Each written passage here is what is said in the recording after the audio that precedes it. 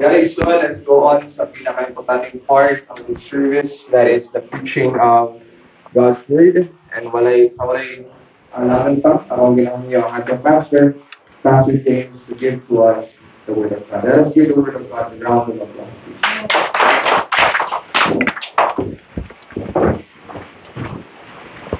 Amen. Good to see you tonight, mga kaigsunan. Who is happy in the Lord this evening, please say Amen. Amen. Hanaot nga malipayon ta karon kay kita ania dinhi sa balay alampuanan. So, I hope that you are happy tonight. Amen. Amen. Okay, so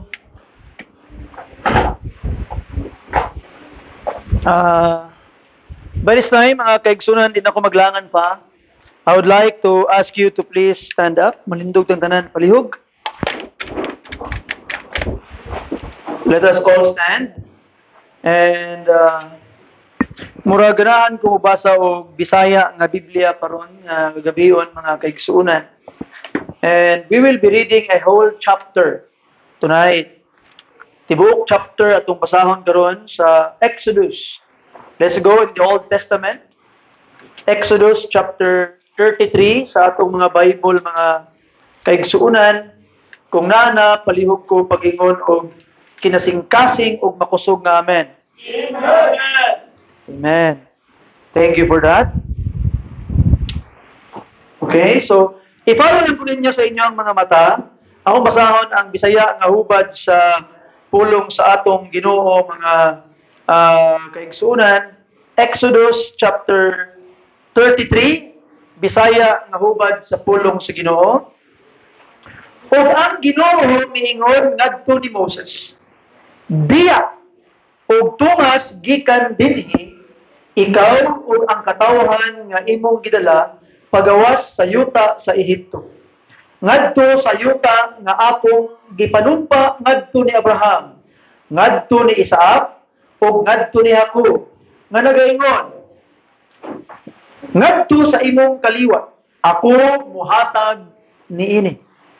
O ako mopadala og usa ka anghel una kanimo, ug akong abugon pagawas ang Kanaanhon, ang Amornon, ang Hitnon, ug ang Periznon, ang Hibnon, ug ang Jebusnon. Ngadto sa usa ka yuta nga nagaagas sa gatas ug sa dugos, kay ako dili mutungas sa taliwala ninyo, kay ikaw usa ka tikig ug liod na katawhan. Basin ako muungkot kanimo diha sa dalan. Ug sa diha nga ang katawhan nakadungog niining daotang mga balita, sila misugo ug walay tawo nga misul-ob kaniya sa iyang mga dayan-dayan. Kaya ang Ginoo miingon ngadto ni Moses, pag-ingon ngadto sa mga anak sa Israel, kamo usa ka tikig og liog na katawhan. Ako mosaka ngana sa taliwala kaninyo sa makadiyot og moot-ot kaninyo. Busa karon tangtanga ang imong mga dayan-dayan gikan kanimo aron ako mahibalo unsay buhaton ngana kaninyo. Ug ang mga anak sa Israel mihubo gikan sa ilang mga kaugalingon sa ilang mga dayan-dayan duol sa bukid sa Horeb. Ug si Moises mikuha sa tabernakulo ug mipabarog niini gawas sa kampo, halayo gikan sa kampo, ug mitawag niini nga tabernakulo sa katiguman. Ug kini nahitabo nga ang matag usa nga nangita sa Ginoo migawas ngadto sa tabernakulo sa katiguman nga diha gawas sa kampo. O kini nahitabo sa diha nga si Moises migawas ngadto sa tabernakulo nga ang tanang tawo mibarog ug mitindog ang matag tawo sa puntahan sa iyang tulda ug mitan-aw nunot kang Moises hangtod nga siya misulod ngadto sa tabernakulo.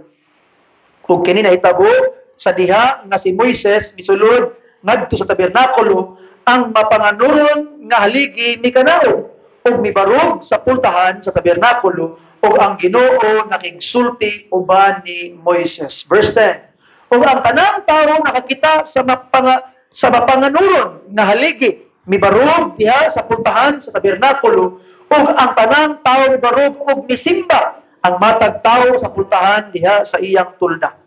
Ug ang Ginoo misulti ngadto ni Moises nawong sa nawong ingon sa usa ka tawo nga nakigsulti ngadto sa iyang higala.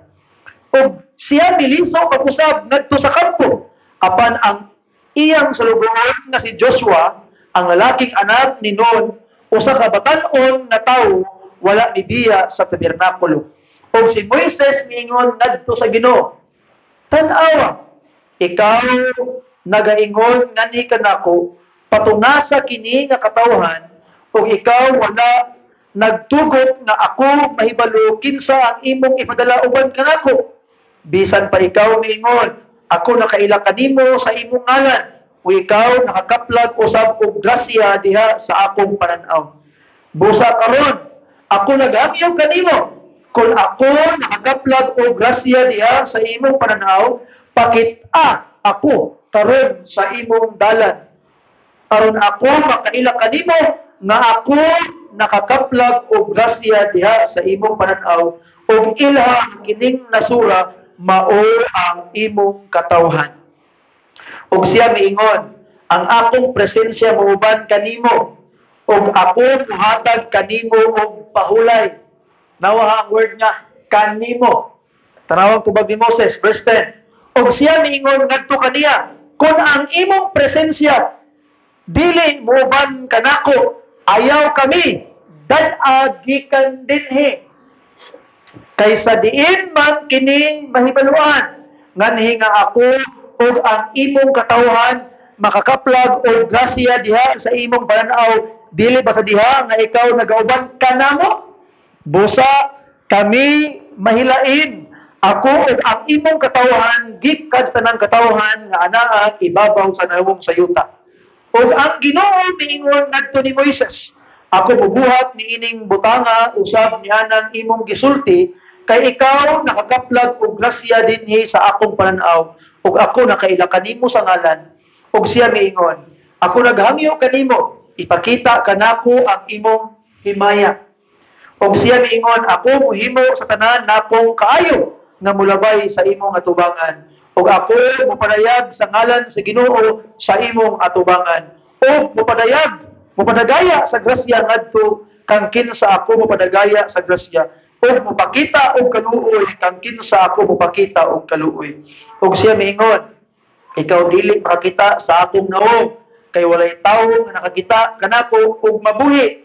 Ug ang Ginoo miingon, tan-awa adunay usa ka dapit tupad kanako ug ikaw moparog ibabaw sa usa ka dakong bato ug kini mahitabo samtang ang akong himaya nagalabay, ako mobutang kanimo sa usa ka gawang sa dakong bato ug mutabong kanimo pinaagi sa akong kamot samtang ako mulabay ug ako mukuha sa akong kamot ug ikaw makakita sa akong luyo nga mga bahin apan ang akong nawong dili makita. Ug ang putawan niya langit nun, salamat sa mga pulong nga imong gitugot nga among masayran ug madungog. Salamat sa imong pulong Ginoong Dios na mo'y nihatag kanamo kanunay ug kalig-on, naghatag kanamo kanunay og mga pagtulon-an nga mao'y mudala og kabag-uhan sa among mga kinabuhi.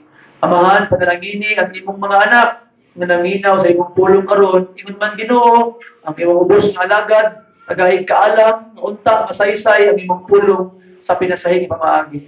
Salamat sa kadaugan ug paggapo sa gahom sa kaaway. Sa ngalan ni Jesus at gisalig kini tanan. Amen. Amen. Palihog maglingkod kitang tanan. Again, it's good to see you tonight, mga kaigsuunan. Thank you for being with us sa Wednesday prayer meeting. As what I have told you, Wednesday prayer meeting reflects the popularity of Christ sa kinabuhi sa usa ka Kristohanon. And grasya sa Dios, mga pinangga nga mga kaigsuunan, atong ipadayon nga popular si Jesus Christ sa atong mga kinabuhi. So, ang title sa mensahe nga akong pagdaloon nga ninyo karon is Hunger for God.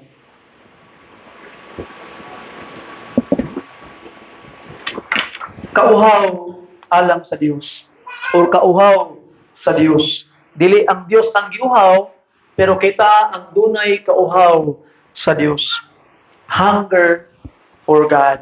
And by the grace of God, ato ning masabtan mensahe karon ug ginaot makadala ni siya og mga panalangin sa imong kinabuhi.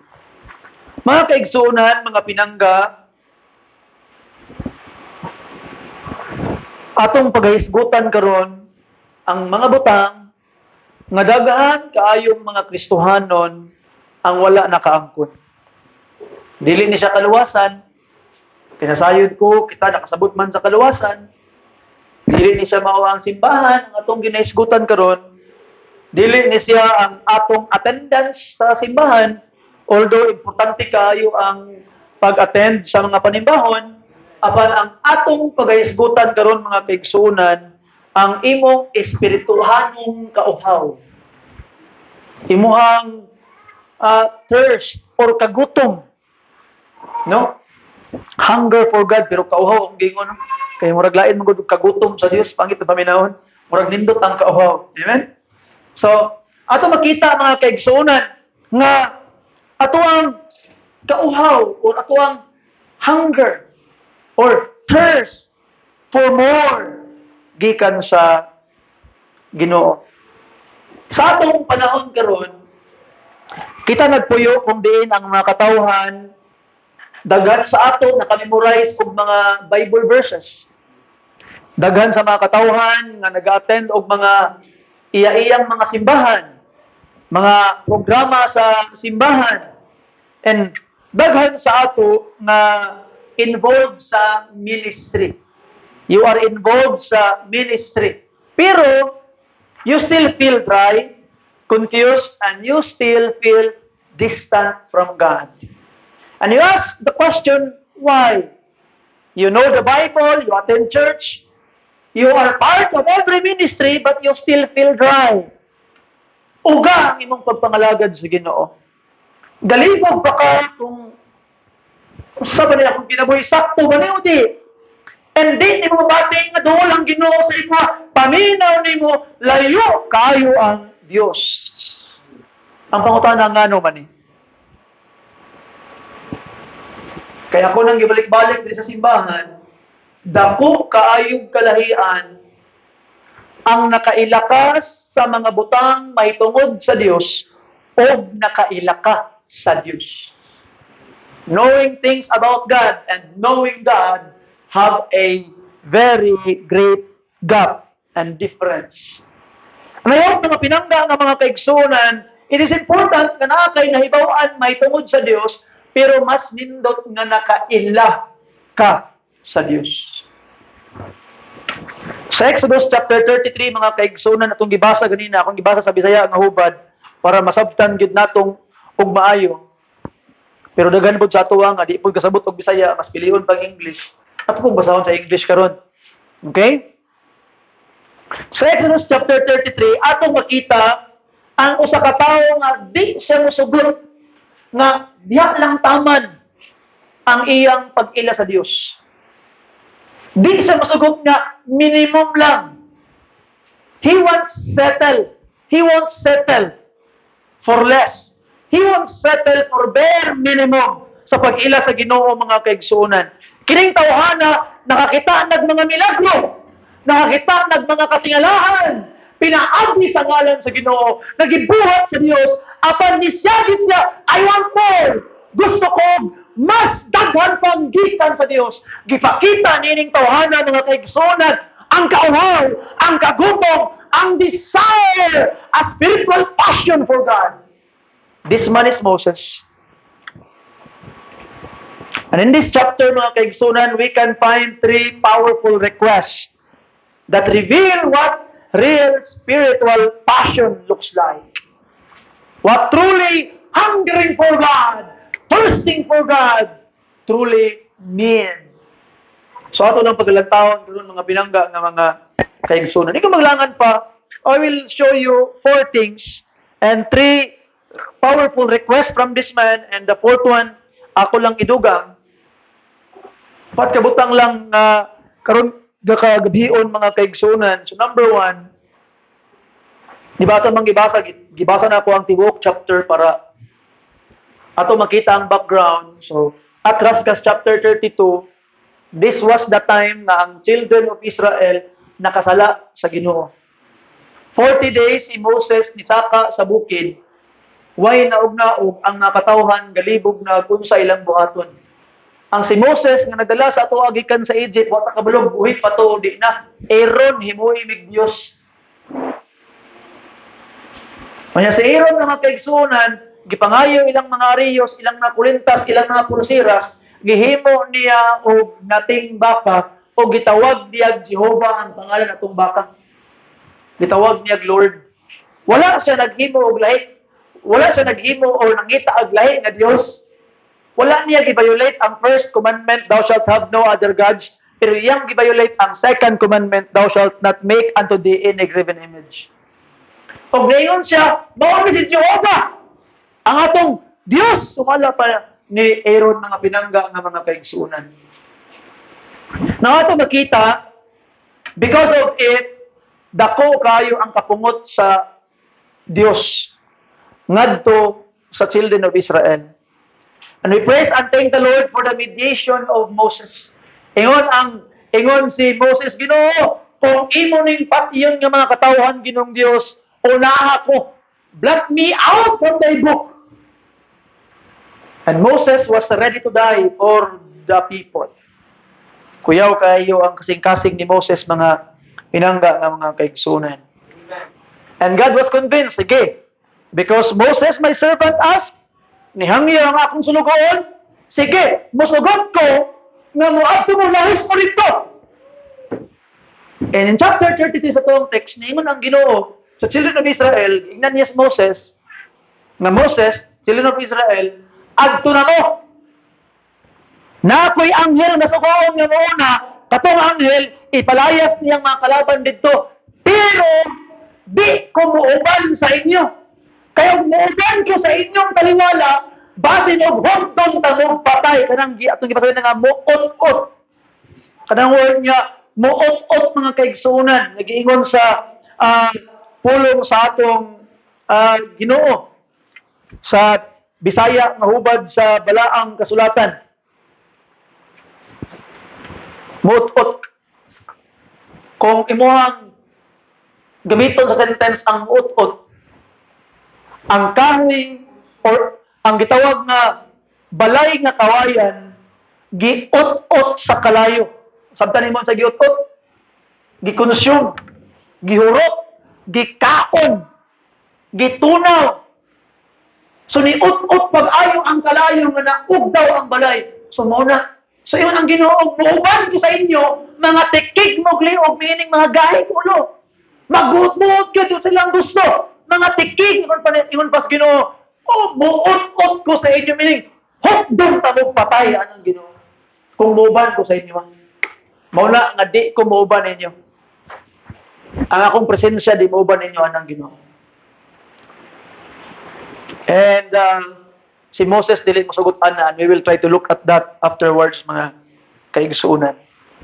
Si Moses at this time galibog siya. Kadungog siya sa pulong sa Ginoo, kabalo siya kung unsay giingon sa Ginoo, pero di niya masabtan kung unsa ang iyang buhaton. That's why atong makita mga pinangga ng mga kaigsuunan, iwan pa number one ni Moses, show me your ways. Ipakita sa ako imong gusto kay para akong mabuhat kung unsa ang imong plano Ginoo. Show me your ways. And that is the cry for illumination. In verse 12 and 13, I will be reading in English now. Verse 12, and Moses said unto the Lord, see that thou sayest unto me, bring up these people, and thou hast not let me know whom thou wilt send with me. Yet thou hast said, I know thee by name. I know. Ingon ka Ginoo, I know thee by name. Now, let us make an example. Pananglitan, naitaw ngayon mong katagbo, ay mong tawag, sir, ma'am, meaning di mo close. Kaya naman, tama na kag sir, tama na kag ma'am, di ka kailan niya. Excuse me sir, pwede ko ma'am, isog sa sir, kay maagi ko. Pero Okay lang ka. Oy, Sir Perlo, anak ka. Oy, Sir Lawrence. Oy, Brad Inani. Tawagon mo sila sa ilang pangalan. Alungon tayo tanan. Tawagon mo silang pangalan. Nga naman, kaya nakailakas pangalan, and when you know a person by name, meaning close mo, na may relationship, and Moses is saying, Ginoo, ingon ka close ta. Ingon ka, you know me by name. Ingon ka, amigo ta, Ginoo. You are saying that we are close. And I have found favor, meaning grace.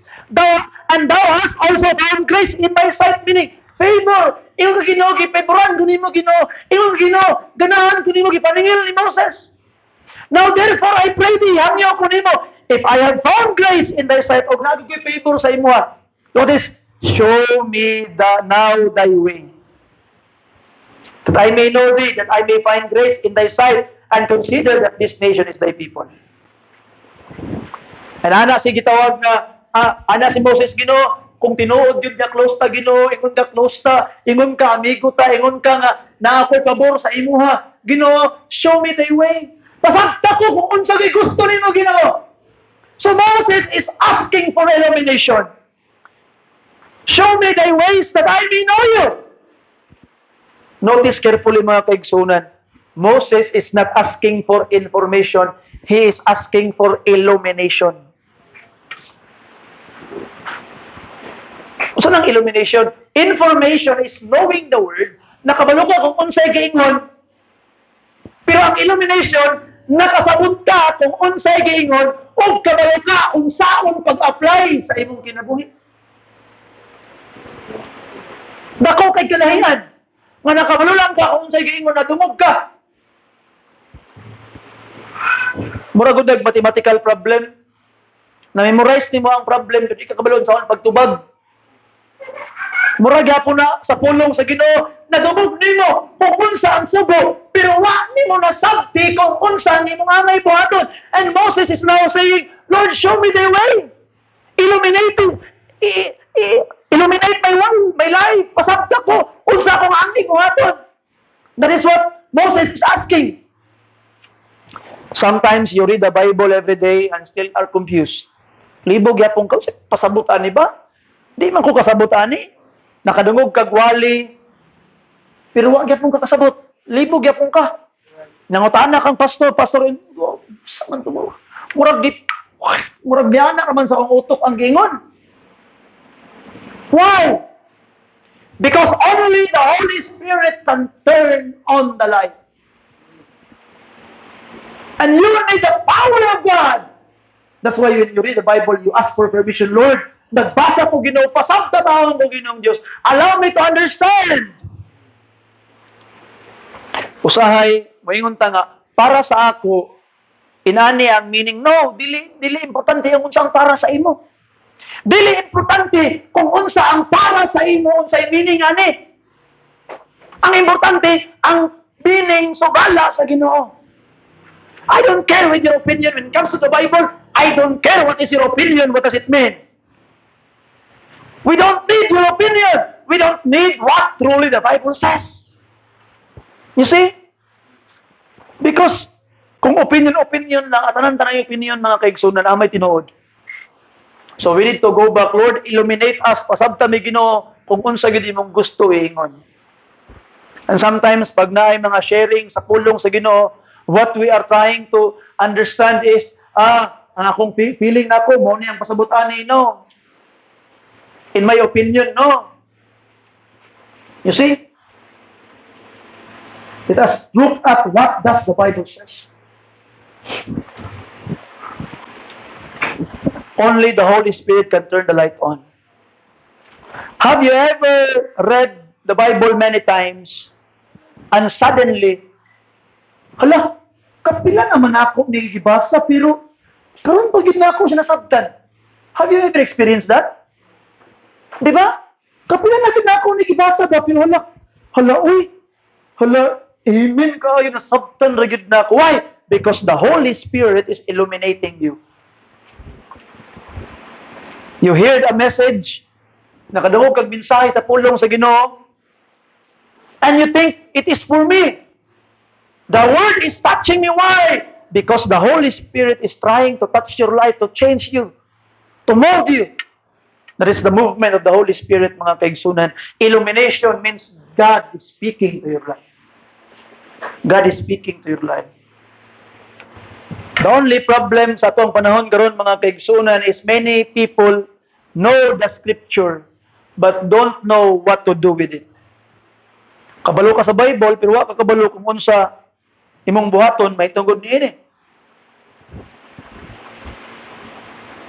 So mga kaigsunan, when you read the Bible and you are convicted, ask the Lord, Lord, unsa kong angay buhaton Ginoo? Unsa kong angay buhaton?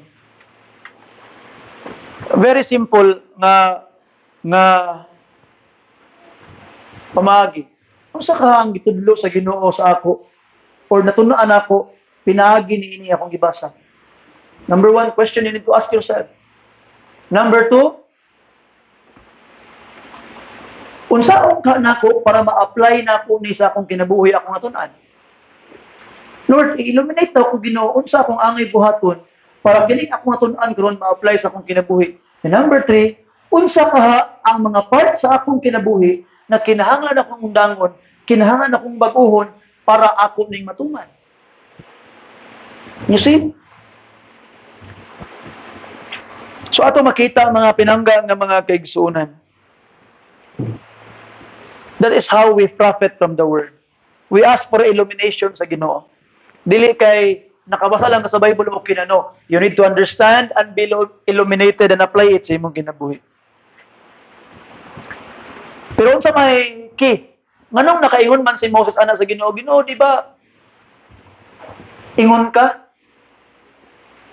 Na ako'y favor sa imo? Di ba ingon ka? You know me by name. Meaning, sa meaning ato, relationship. Moses can say that to God. Nga naman, they have intimacy. They have relationship. God reveals His way to those who walk with Him. You don't share deep secrets with strangers. And God doesn't reveal His ways to distant believers. So ato makita mga pinangga nga mga kaigsuunan, mauna nga si Moses, makahangiyo siya sa Ginoo nga Ginoo, pasabta ko ay Lord. Unsa gid imong gusto Ginoo? Unsa gid imong plano Ginoo? Na pa siya leverage. Di ba ingon ka Ginoo nga na ako'y favor gikan sa imo ha? Di ba ingon ka Ginoo, you know me by name? Amigo ta Ginoo. Ngano man ay Ginoo, pasabta ko Ginoo para akong matuman imong gusto. Ha? He can say it. Why? Because they have a relationship. Ang mga tao nga imong sultian sa imong mga sekreto katurang mga tao nga ka-close nimo.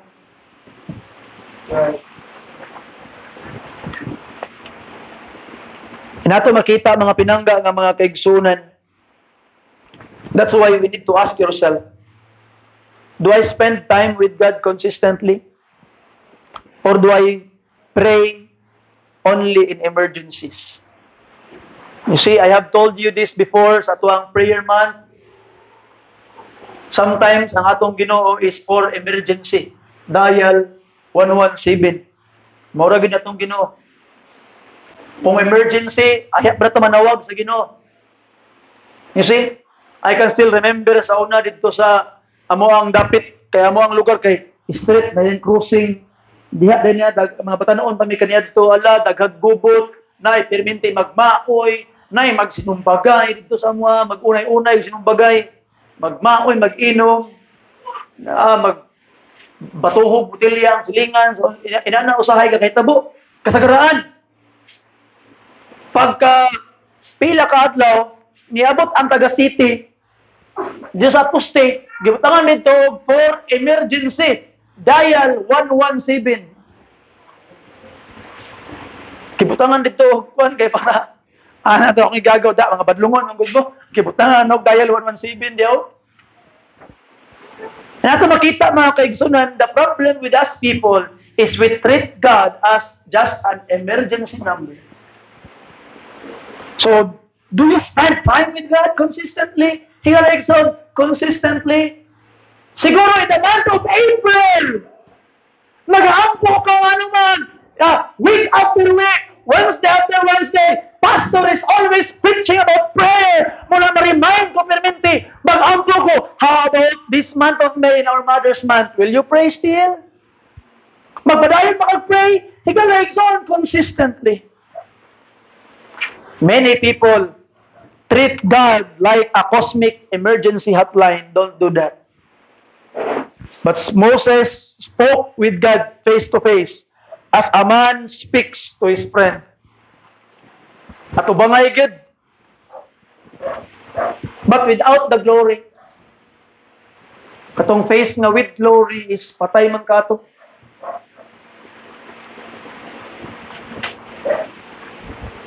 Grabe og opportunity si Moses kay makaistorya gid niyang Ginoo. Vocal gid ba? Nga didto sa panganod nga ninaog katong haligi nga panganod, pillar of cloud, night tingog didto makaistorya gid niya ang Ginoo didto. Dili man galing niya makita ang dagway sa Ginoo, pero murag face to face niya gikistorya ang Ginoo nga naman.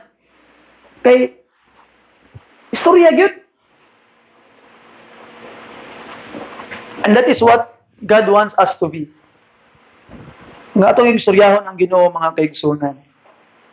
Because God still speaks today with the Word of God and with the power of the Holy Spirit. Illumination of the Holy Spirit. Without the Spirit, you won't understand the Word. Without the Word, you won't know what to apply. So mga pinangga nga mga kaigsunan by the grace of God, siguro na sa tuwa kundi kapasa kag Bible, di ni mo masabtan inang Ginoo, Lord, show me your ways. Pasabta ko ani Ginoo para matuman ako Ginoo. Unsaon ako ni pagtuman og di nimo ni ipasabot sa ako og daghan pagit siguro sa ato nga di ka moingon og unsay pasabot ani kay kung masabtan nimo mahadlok ang tuman. And that's a problem mga pinangga nga mga kaigsunan. So the first one, Lord, please pasabta ko Ginoo just like Moses, illuminate. Number 2 mga pinangga, di ba atong giingnan atong hisgutan ganina nga di na mauban ang presensya sa Ginoo sa ila kay muot-ot ang Ginoo sa ila, i-consume sila sa Ginoo tungod sa ilang katikig og liog, stiff-necked people. Pero yung ni Moses, go with us. The cry for God's presence. Ana si Moses, Lord, go with us. Go with us, Lord. Di pwede nga di ka mauban Ginoo. Tanawang verse 15 mga kaigsunan. Now, verse 14, look at this. Ang tubag sa Ginoo kang Moses, verse 14, and he said, my presence shall go with what? Thee. And I will give thee rest. So the word thee, sa King James Version, nindot kay King James Version, kabawa nimo kung pila ka buok istoryahan, daghan ba o isa. Pag thee, thou, gani, thy, thee, thou, thy, kana meaning isara, singular. Pag you, yea, plural. Daghan. Sila tanan ang gi. So anong Ginoo? I will go with thee. Moses, sa imo ra ko muuban. Anong Ginoo? Sa imo ra ko muuban. Ano ang tubag ni Moses? Verse 5. And he said unto him, if thy presence go not with me, giuna niya ang kagalingon, go not with me, di ka mauban sa ako Ginoo, salamat. Kay niingon ka nga mauban ka sa ako, kay ugwa di ka mauban, carry us not up hence. Ayaw me dala. And pagabot verse 16, for wherein shall it be known here that I and what? Thy people have found grace in thy sight. Is it not in that thou goest with us? So shall we be separated, I and what? Thy people from all the people that are upon the face of the earth. Si Moses mga kaigsunan, ingon ng Ginoo, ang akong presensya mauban sa imo. Pero Ginoo, og di ka mauban sa ako ay nagdayon. Pero Ginoo, di lang uban sa ako, uban sa amo. Dili magsettle si Moses nga sa iya lang ang presence sa Ginoo. Gusto niya, I and thy people, Ako, sa ako, o sa imong katawhan. Because Moses wasn't satisfied with personal blessing, he wanted corporate presence. Because God said, I will go with you. Moses, not necessarily with the people, but Moses said, no Lord, it's not just about me, it's about us. So mga pinangga nga mga kaigsuunan, kung tinuod kang giuhaw sa Ginoo, don't just say, go with me, Lord. Go with me. Ingna, go with us. Paminawa ko ninyo pag-ayo, mga kaigsuunan. Mga igsuon, mga mama, mga papa, mga anak, mga lulo, lula, pag umangkon, unsa ba karon? Paminawa ko pag-ayo. Ayaw pag-settle na ikaw ray nakailas Ginoo. Ayaw pag-settle nga sa imo lang naguban ng Ginoo. Ayaw pag-settle nga ikaw ray giluwas sa Ginoo. Ingna ang Ginoo, Lord, touch my family. Lord, touch my church. Lord, touch my people. Lord, touch us. Not only you. Sama ni Moses mga kaigsunan. Ayaw di ka mahimutang hangtod dili kamong tanan ang tibuok pamilya luwas na. Ayaw hunong igsuon.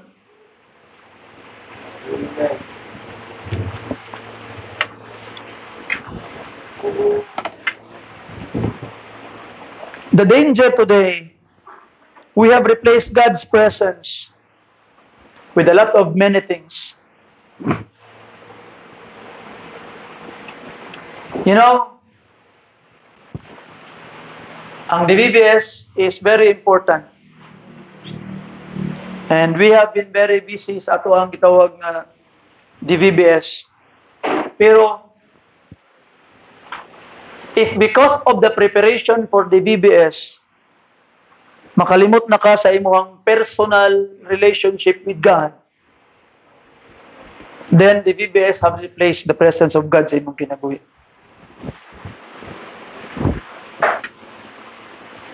Igsoon, paminawa pag-ayo.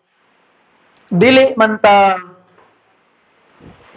tutol nga ang mga katawhan mudato. Dili ta tutol nga ang mga kaigsuunan maayo ang panginabuhi, makitag maayo nga trabaho, maplastar ang kinabuhi, mo successful, dili ta tutol na ato nang ikalipay. In fact, that is our prayer.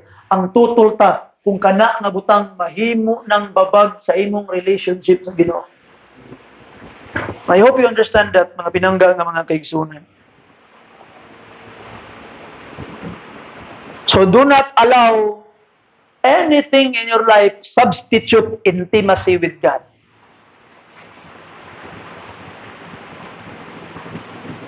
May the grace of God, mga pinangga nga mga kaigsunan. Because God's presence in your life make you distinct.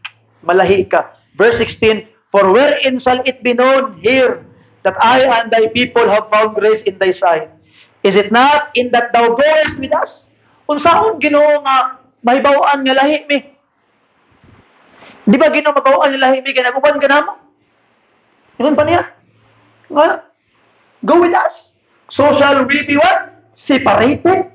And I and thy people from all the people that are upon the face of the earth. Kung saan magkabalo Ginoo nga malahi mi Ginoo.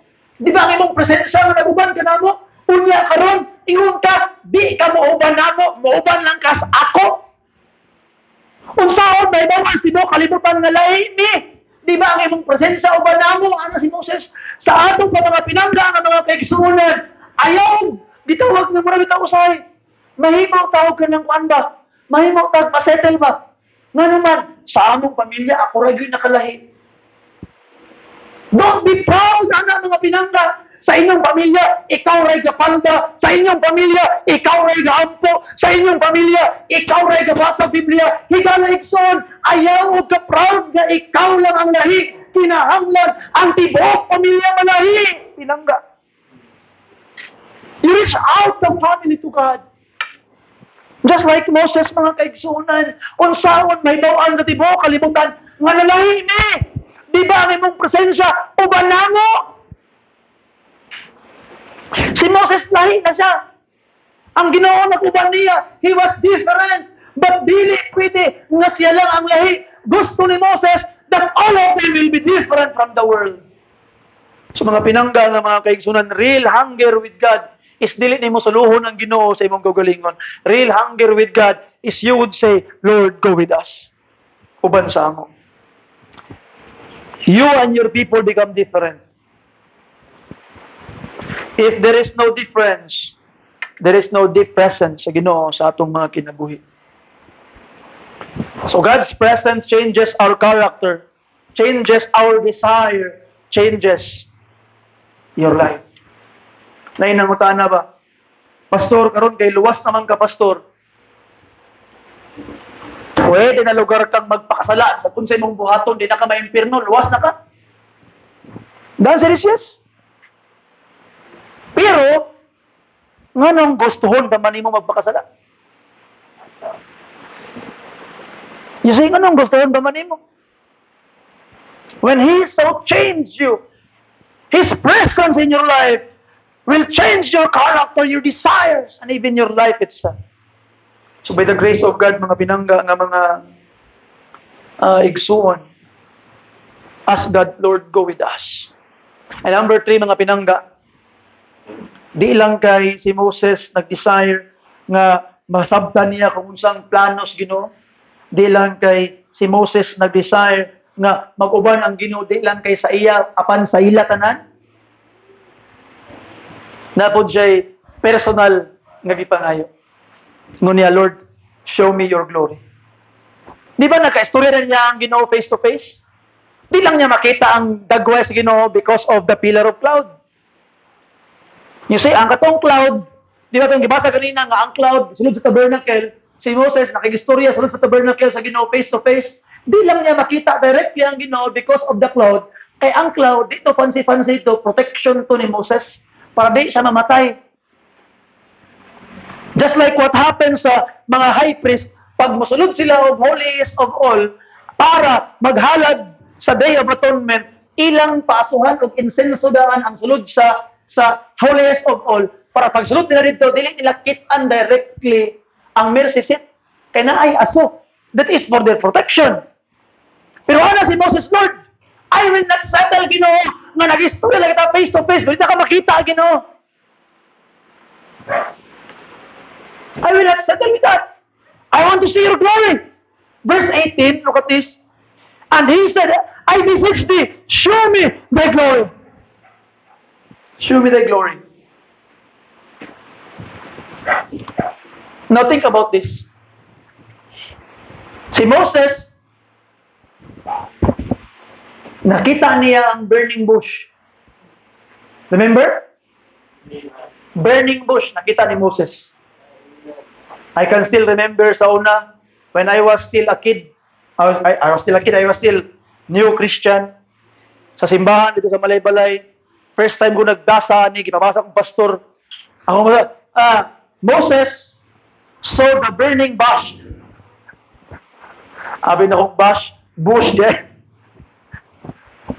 Burning bush. Nagkalayo tong sagbot, di ka kaot-ot. Nakita niya. Ang plagues, nakita ni Moses. 10 plagues, gihampak ang Israel. Si Moses, kita niya. Pagdukduk niya sungkod sa tubig, nahimong dugo. Kita to ni Moses. Ang Red Sea, pagsaka niya sa tungkod, natunga. Ang tungkod, giiksa, nahimong bitin. Naghimo-himo kung ilang milagro ang mga magician, gikit-kit sa bitin ni Moses ang bitin atong mga magicians. You see? Si Moses, giyang gisulot ang iyang kamo, nahimong leprous, gibalik niya, yan, milagro nakita niya. Sa Mount Sinai nagkalayo, nakita niya ang mga tinalahan, pagkagabi, kita sa kalayo, pagkagabi, kabantay nila, pag-adlaw, kita sa panganod, gatapon nila sa mayitan. Grabe ang mga milagro ang nakita ni Moses, mga kaigsunan, but still, even those a lot of miracles na nakita niya, kayon niya po sa Lord, show me thy glory, I want more. I want more. Uhaw kay si Moses, mga kaigsunan. You see? Gusto ng glory na sa verse 19. Pagpangayo ni Moses o glory, sa verse 19, and he said, ito pag sa Ginoo, I will make all the what? Goodness. So pagpangayo glory, ang glory di ay all goodness pass before thee, and I will proclaim the name of the Lord before thee, and I will be what? Gracious to whom I will be gracious, and will show mercy on whom I will show mercy. And he said, thou canst not see my what? For there shall no man see me and what? Live. So when wala pa'y tao nga nakita sa face sa Ginoo in His glory nga nabuhi.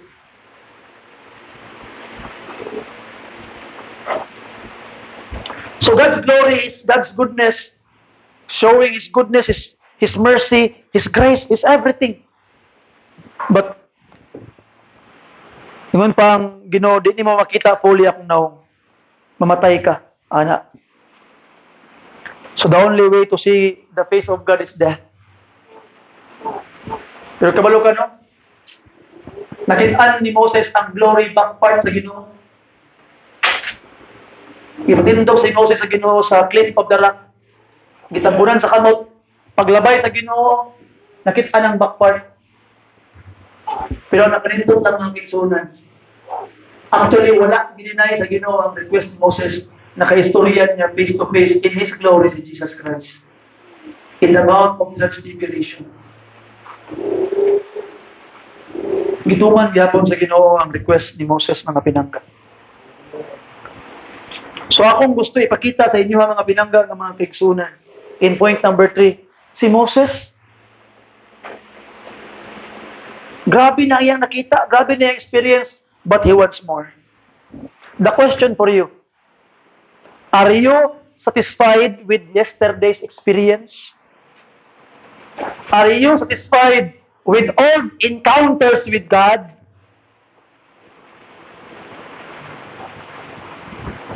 Igsoon, God can make new encounters, new experience.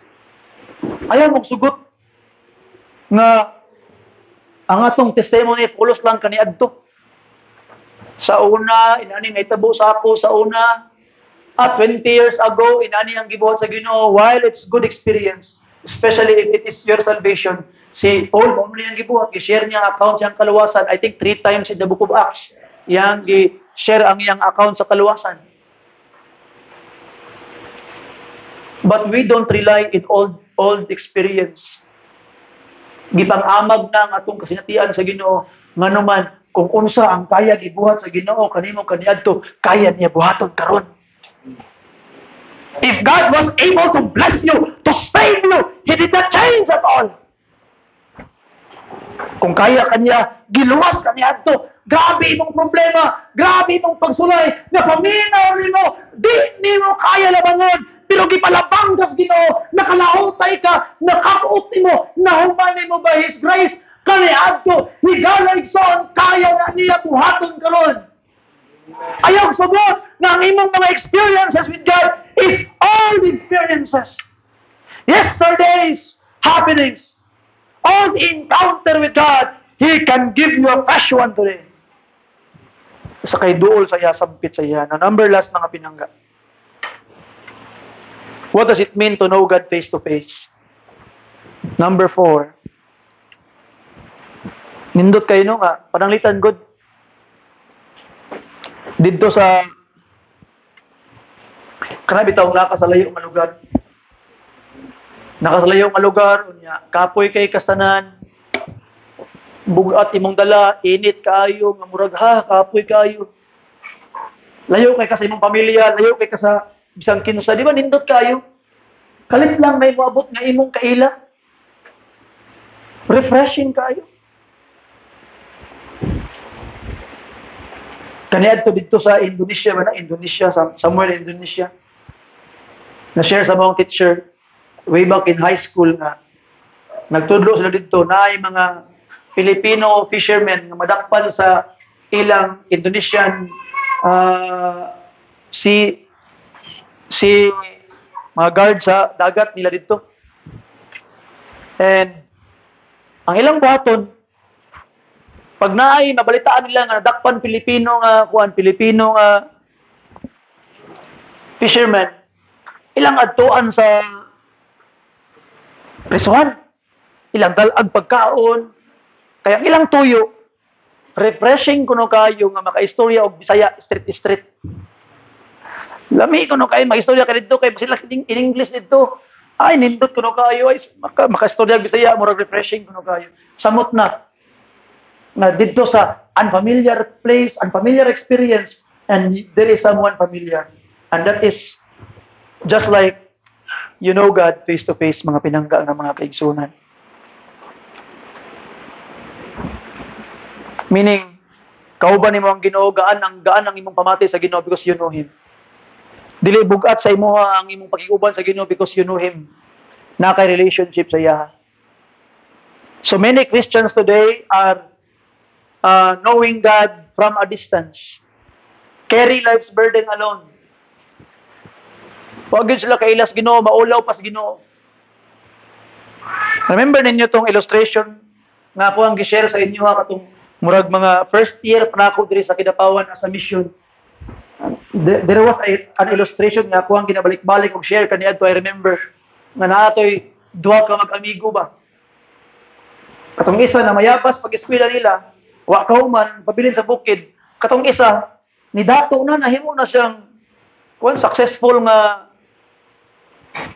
bitawag na professional. Laktod di pagka-istorya, paita sa sakyanan, pick up yung dalang sakyanan. Nag-drive siya dito sa ilang bukid. Nakita niya yung amigo. Classmate niya kanina ito, nagpasan, o isa kasapong kamuti, kaya baligya sa syudad. Ala, pasan, kita niya. So si amigo sila, palugsong siya sa syudad. Iyang gaingnan niya, uy, umungan ako ni, kaya ako ning kaila. Uy, Brad, sakay sa likod. Ikarga na imong kamuti. Pwede na ka magpasaan. Sakay po tawag yung amigo. Tingala sa pagkataod-taod na may gahango sa likod. Pag naog niya, Brad, nganong gahangos, mga kanya kasakay naman ka. Pag tanaw niya, nagsakay lagi o gitawag na pick up, pero gipasaan ba yung kamuti? Uha, ginaog. So, ano nga man mo ginaog? Ay, maulaw na kunin mo eh. Gipasakay na kunin mo, ikarga pag ginakong kamuti.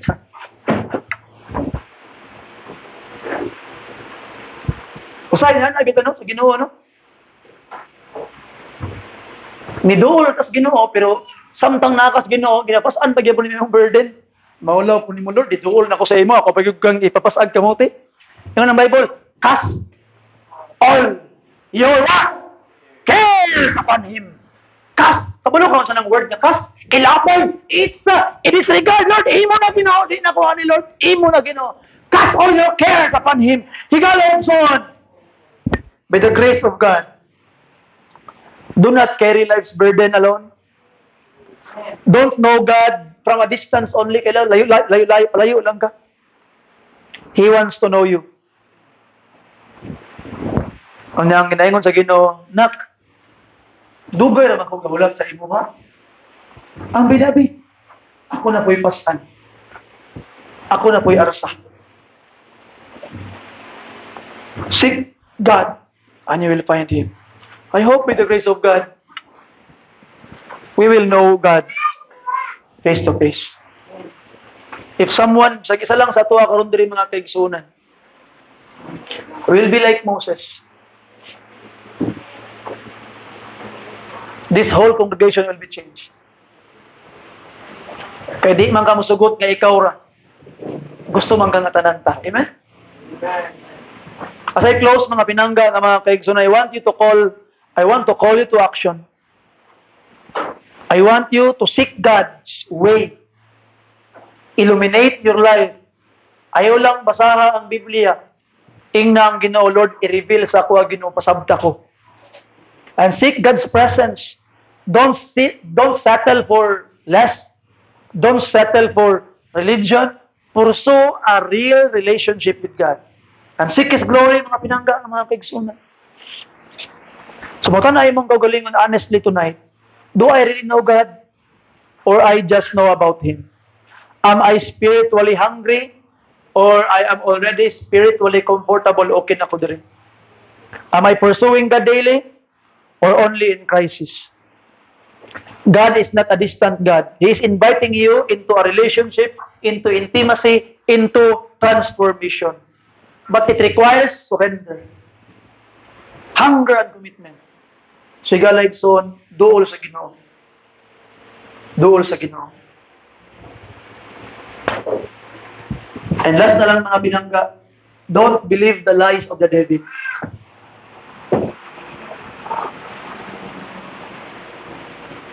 Last na lang yun, and I will close.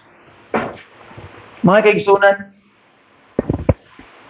have you ever experienced na nakaingon kasi mong gagalingon nga dry naman kaya kung pagpangalagad sa Ginoo eh? Murag di naman pareha sa una ako ang kainiton. Have you ever experienced that? Amen? And then let me ask you this. Who told you that? Ikaw sa imong kagalingon ng Satan. Don't believe the lie. Kinsay nag-ingon nga dili ka init sa pagpangalagad sa Ginoo. The fact nga nakakakaroon diri means nga init ka sa pagpangalagad sa Ginoo. Usahay mutuo ta sa ilad sa yawa ba? Ingnon ka sa yawa nga wala naman ka. Di naman ka init sa pagpangalagad sa Ginoo, and because you believe that lies of the devil, di na lang ka mutunga kay mura man gyapon. Di naman ko init. Init ka. Nituo lang ka sa lies sa devil. You see? Di naman ko gamit dito. Gamit ka. Nituo lang ka sa lies sa devil mo nang wa ka nito nga. Di na lang ko gamit. Di na mo gamit dito mo nang di na kumutunga. Higala igsoon, don't believe the lies of the devil. Di naman ko dito. You are needed. Don't believe the lies of the devil. That's the reason why nganong daghang mga Kristohanon nga di na mo tunga, di mo padayod because they believe on the devil's lie, the father of lies. Ayaw tuo. Tuohi ang giingon sa Ginoo. Sa giingon sa Ginoo. So kad ka nagdawat kang Jesus Christ, you became a new what? Creature. Bag-o na ka. Kinsa man imong tuuhan? Ang devil nga nag-ingon nga patay ka sa sala o ang Ginoo nga nag-ingon nga bag-o ka nga nakay kinabuhi? Kinsa imong tuuhan? Ang Ginoo. Sometimes we act according to what we believe. Pag ituuhan nimo nga patay ka, di ka muliho kay ito kag patay ka, ito ka siyawa. Pero og gituuhan nimo nga bag-o kang binuhat na kay kinabuhi, muliho ka mo padayon nga ano ba? Buhi mo ka. So believe God. And you know, sometimes we just slander God. Sa diha nga mutuo tas bakbakap sa yawa. So I hope with the grace of God, stop believing the lies of the devil. And be like Moses. Be hungry for God. Amen? Palihog mo nito yung tanan.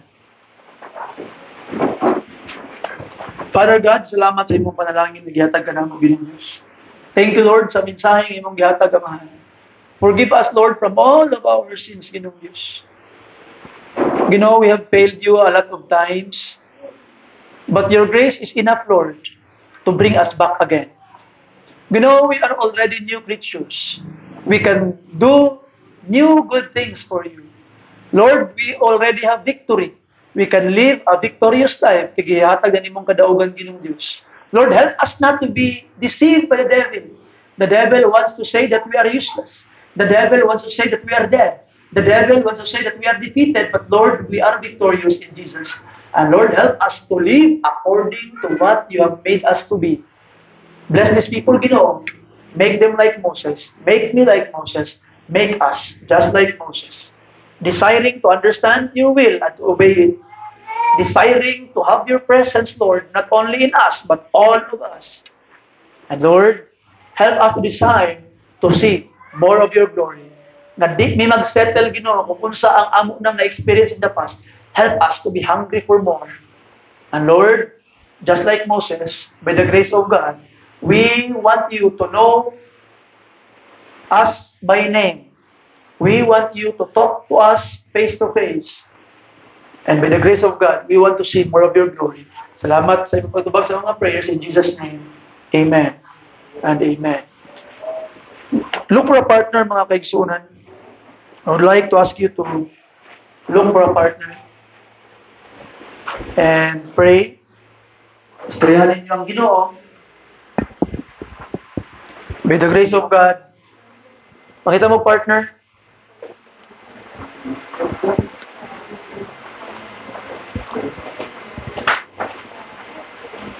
and pray.